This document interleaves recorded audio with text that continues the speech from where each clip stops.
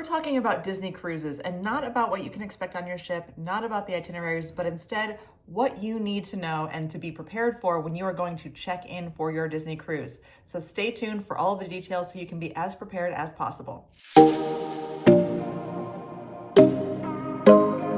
Let's start by talking about when you can check in for your Disney cruise. Now, if you're a first-time cruiser on Disney Cruise Line, you can check in 30 days before the start of your sailing at midnight Eastern time.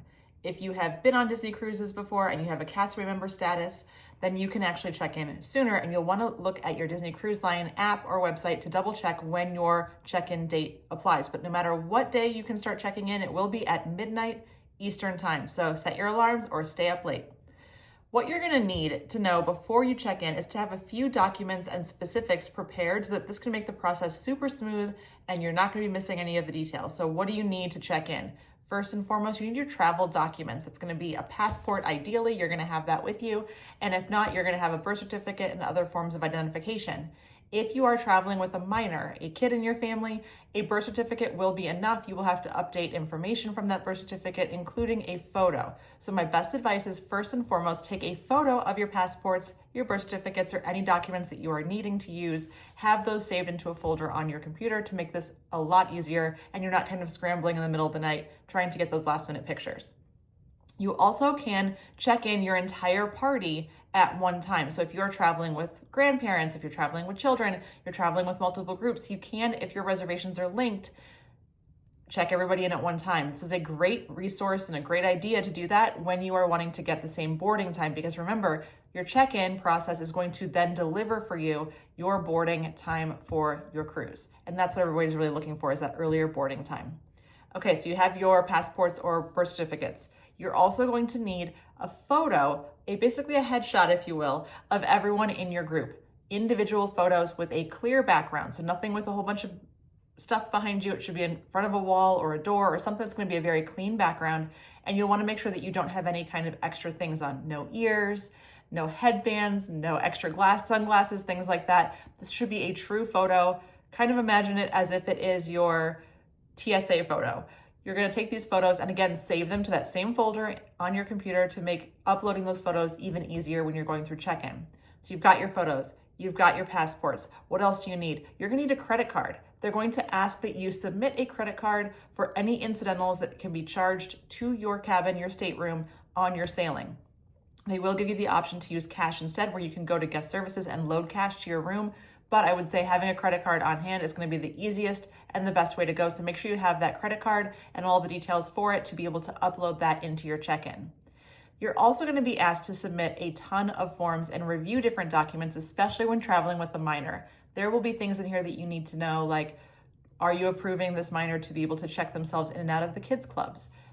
Are there only specific adults that are able to check them in and out of the kids' clubs? Can they leave the ship without you? These are all going to be questions that you're going to need to answer in order to sail with those under 18. You're also going to need a phone number and a name of someone who is going to be your emergency contact who is not sailing with you. So make sure you have someone ready to go to be listed as your emergency contact for your sailing, and they cannot be on the ship with you. So keep that in mind. Having all of this together prepared is going to make the process super smooth. You're going to log into your My Disney Experience cruise experience website, or you can do it on the app on your phone. I prefer the website because, again, having all of those documents that I can just upload a little bit easier. For me, it's just easier to do it on the laptop. But again, you can do it from your phone as well, and you're going to click the check-in button. That button will be available to you starting at midnight on your check-in day, and from there, it will literally walk you through the prompts of what you need to upload, what information they're asking of you. And when you go through all of those steps, it will show you that they've all been complete. And at the end, miraculously, they will share with you your boarding number. This is going to give you a time, a boarding group number, but also a time, kind of like a 15-minute window in which you should be ready to go at the port to get on your ship. If you are traveling with a lot of people and maybe you have different boarding times and you want to all travel together, maybe you're taking the same transportation together, or you're arriving by the same car or bus service, go ahead and plan to just go with those in the later arrival. They ask that you do not try to board or try to get to the port more than an hour before your boarding time. And that's just to manage the crowds. There's a lot of people who are all going through the same process at the same time. So this boarding group system is really meant to kind of ease up on some of the backlog of waiting in lines or waiting to drop off luggage. And they really want you to make sure you're going as close to that time as possible. So if you have people that are getting on a little bit later and you want to arrive together, don't all arrive at that first window. Have the whole group arrive at that last one, and you're going to have a much easier time getting through your process. You can always come to the port and go to your boarding group a little bit late, but they're not going to love that you try to go there too early. So keep that in mind when you're making your arrangements in getting to the port, parking a car, using a rideshare service, or however you're planning to travel in.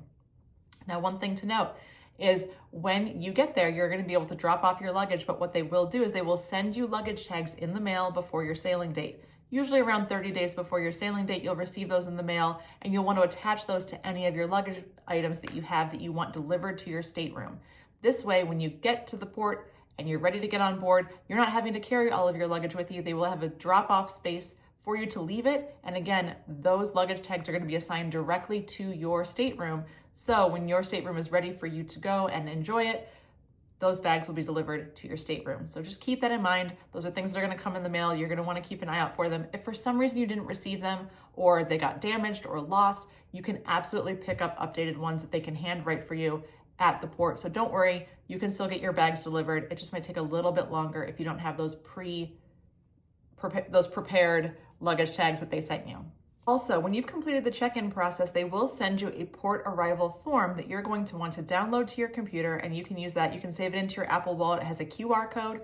You can also print it out, and I highly recommend that you also keep a printed copy with you when you arrive at the port. When you get there, you will need to show them your documents and that QR code in order to board the ship. So make sure that you don't lose that. Save it a couple different places and have it ready to go when you arrive. It's going to really expedite the process for you, and it's going to be your key to getting on board and beginning the magical vacation ahead of you. Thank you so much for watching this video. I hope this was a helpful resource as you prepare to embark on your Disney cruise, whether it's your first time or maybe you've been on a few before. Let me know in the comments if you have any additional questions. I'd love to answer those for you, and make sure you like and subscribe to this channel for more updates on all things Disney, cruising, and travel.